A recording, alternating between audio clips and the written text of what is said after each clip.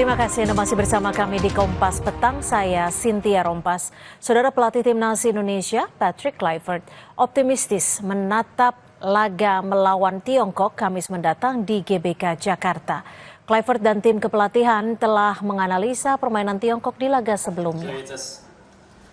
Dalam keterangan persnya yang digelar usai pemusatan latihan di Bali, pelatih Timnas Indonesia, Patrick Kluivert, mengungkapkan optimisme menjelang laga melawan Tiongkok dalam lanjutan kualifikasi Piala Dunia 2026. Kluivert menilai dengan pengalaman yang dimiliki para pemain serta persiapan yang matang selama pemusatan latihan di Bali, pihaknya percaya menghadapi Tiongkok. Kluivert juga mengaku telah mengatur strategi dan menyesuaikan komposisi pemain, termasuk mempelajari pola permainan tim lawan.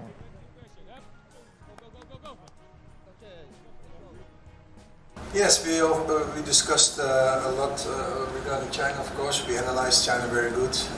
Unfortunately, that we didn't have the result that we wanted. I was not there, unfortunately, but now it's a new game at home. We have the confidence. We structured the team very good. We studied it very good. So I'm confident that we can have a very good result against China. Timnas Indonesia dijadwalkan tiba di Jakarta malam ini usai menjalani TC di Bali jelang lawan Tiongkok pada Kamis mendatang. Pada pemusatan latihan, Timnas fokus dengan penguasaan strategi, penguasaan bola, bahkan memastikan kondisi fisik pemain tetap fit jelang pertandingan nanti.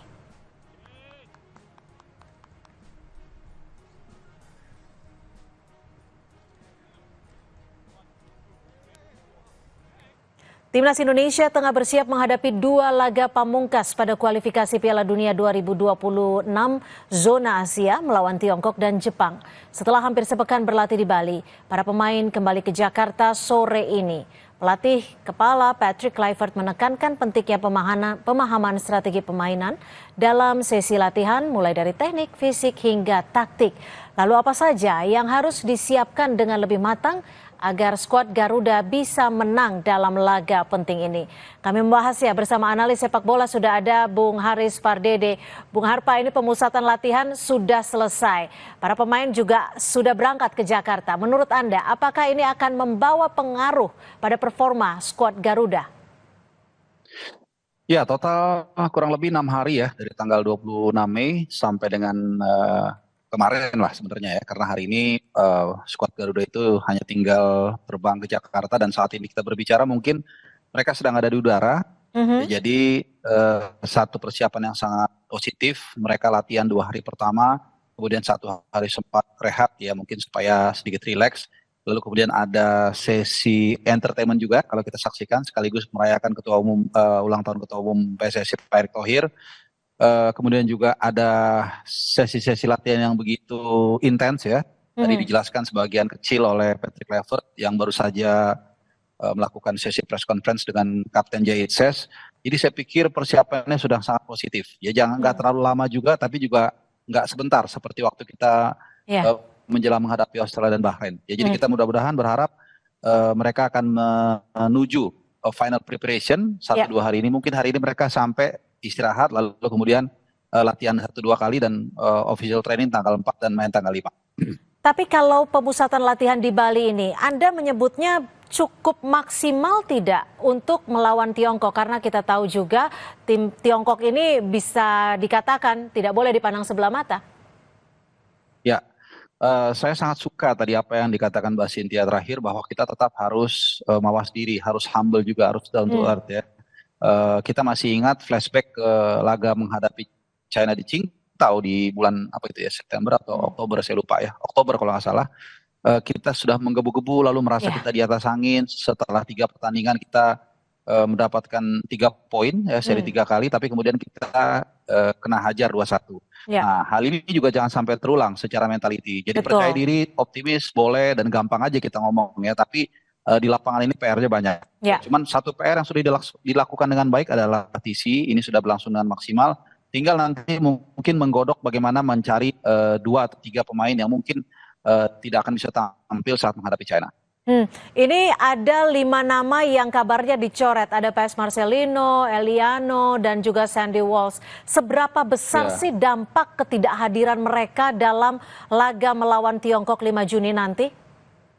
Ya, sebelumnya kalau bisa saya koreksi sedikit, bukan semua dicoret ya. Kalau Marcelino karena memang dia tidak bisa tampil karena akumulasi kartu kuning dengan Martin Paes. Sementara Sandy Walsh memang karena dia cedera, demikian juga Ragnar juga cedera ya. Jadi untuk Walsh saya pikir kita hanya bertumpu di satu pemain yang paling mumpuni, yaitu Kevin Dix. Dan pagi tadi yang bersangkutan sudah tiba di tanah air dan dia juga baru menjalani, memang baru pulih dari cedera, tapi dia sudah ya in time lah, lumayan in time, main 2 kali di membela klubnya di mana FC Copenhagen sekaligus farewell. Di bawah mistar gawang juga kita cukup tenang.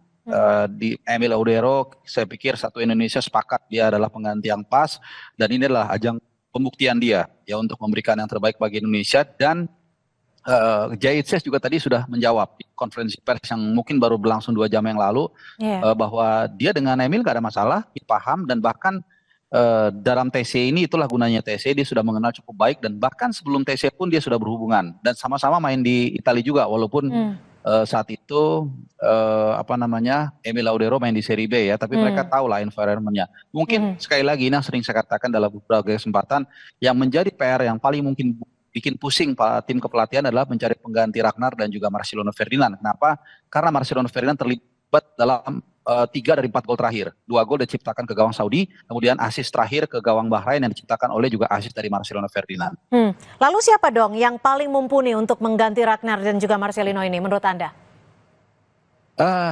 Saya pikir ini yang paling menimbulkan perdebatan, diskusi yang sangat panjang ya, bukan hanya di tim kepelatihan, saya yakin di fans Indonesia juga sangat bermacam-macam. Bahkan kemarin saya juga diundang ke Kompas TV dan di situ teman-teman redaksi menyajikan satu polling, itu jawabannya macam-macam. Cynthia. Jadi ini menunjukkan bahwa saya pikir keputusan nanti itu akan sangat ditentukan pada official training tanggal 4 Juni. Ya, karena sekali lagi saya selalu mengatakan ada 20-30% yang kita nggak tahu apa di ruang ganti, dan pelatih yang lebih tahu. Mungkin dari sisi fisik kita bisa lihat, oh Lili Pali cocok ganti Ragnar, oh Marceng cocok diganti sama Egy. Tapi di ruang ganti heart to heart ini pelatih yang lebih tahu, dan dia lebih bisa menilai oh yang siap si A, si B atau si C. Nah, bicara soal pelatih nih, apakah Kluivert kalau kita tahu belakangan sering berbincang dengan Erick Thohir, apakah ini juga membicarakan hal itu dan juga mempengaruhi hal itu? Dan menurut Anda apa sebenarnya yang diperbincangkan antara keduanya yang paling krusial? Ya, seyogyanya ya, kalau kita bicara rules, sejatinya itu tidak membicarakan teknikal pemain ya harusnya.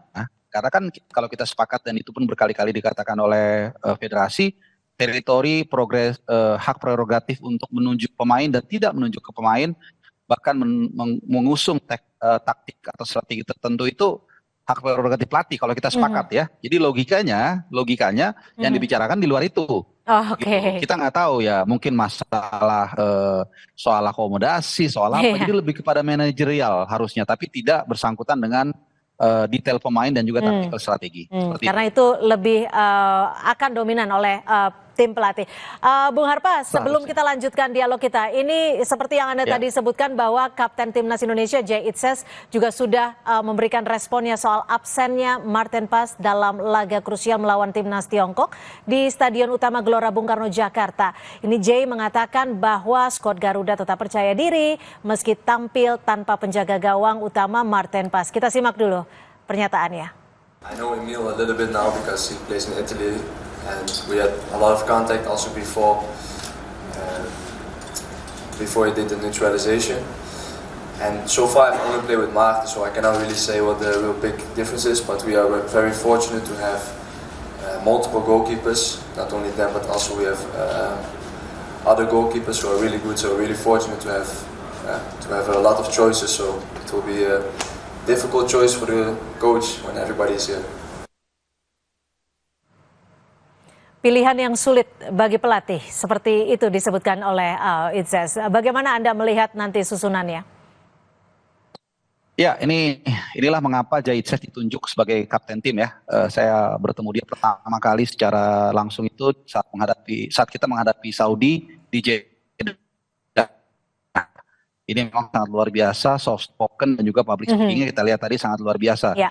Pertama dia bicara soal inti permasalahan bahwa sama seperti yang saya ungkapkan tadi, karena saya sudah dapat rekamannya memang bahwa dia dengan Emil udah paham satu sama lain, dia jawab bahkan sebelum naturalisasi sudah komunikasi ya, karena sama-sama kolamnya di Serie A ya. Itu yang pertama. Yang kedua, dia sedikit mengangkat situasi ini dengan angle yang positif. Dia mengatakan bahwa pelatih jadi pusing nih pilih kiper karena dua-duanya bagus. Memang betul. Karena secara profil, secara postur, ini dua-duanya benar-benar 11-12 ya, bagai pinang di belah dua. Secara postur juga 192 atau 191 atau 192 begitulah, beda 1 senti. Kemudian secara pengalaman juga sama-sama bagus. Mungkin Emil agak sedikit di atas ya, karena dia pernah membela Sampdoria cukup lama, lalu pernah juga mencicipi Inter dan Juve walaupun hanya sebentar, tapi Martin Paes mungkin hanya main di MLS, tapi dia sudah lama bergabung dengan timnas sejak tahun 3. Jadi ini menarik untuk kita lihat. Jadi kita punya dua penjaga gawang yang seimbang dan mitigasinya sekarang ini. Ketika Martin Paes penjaga gawang utama kita tidak bisa tampil, kita punya deputi yang juga seimbang. Nah, penjaga gawang menjadi faktor yang bisa dikatakan cukup krusial. Analisa Anda, kiper kuat yang bisa setidaknya memberikan garansi kemenangan?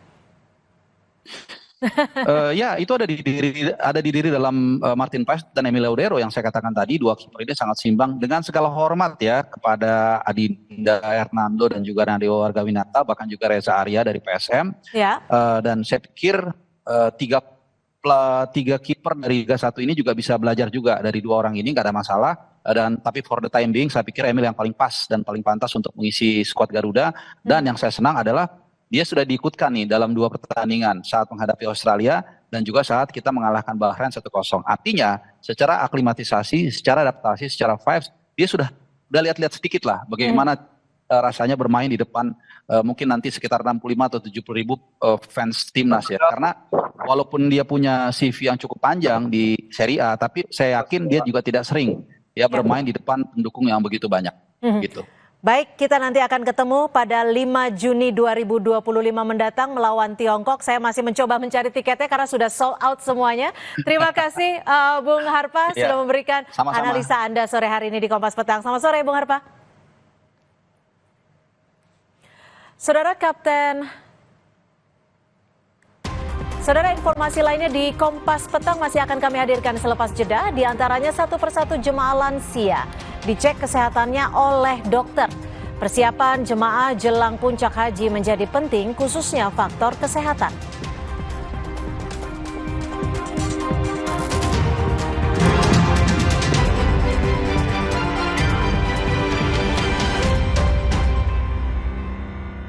Kopi luwak, pelopor kopi nikmat, nyaman diminum.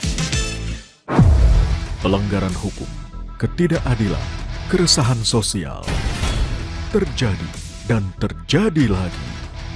Tersangka sendiri dia melakukan aksinya itu sudah lebih dari 6 tahun. Aku pemakaian krem abal-abal itu lama banget, ada pengelupasan, terus merah. Selami peristiwa, tarik benang merah, temukan kebenaran di balik fenomena. Sasaran setiap Rabu pukul 10:30 malam di Kompas TV. Saya Safira, Kapten Kesebelasan Sepak Bola Wanita Indonesia. Menangkan 5 tiket nonton langsung Indonesia di Pentas Dunia 2026 Amerika atau total hadiah senilai 250 juta rupiah. Beli 5 bungkus kopi luwak limited edition, kemudian foto kemasan beserta struk pembelian asli. Upload ke sosial media, tag @kopiluwakofficial. Dukung Indonesia mengukir sejarah baru. Kopi luwak, kopi nikmat, nyaman diminum. Aku awali hariku dengan berolahraga.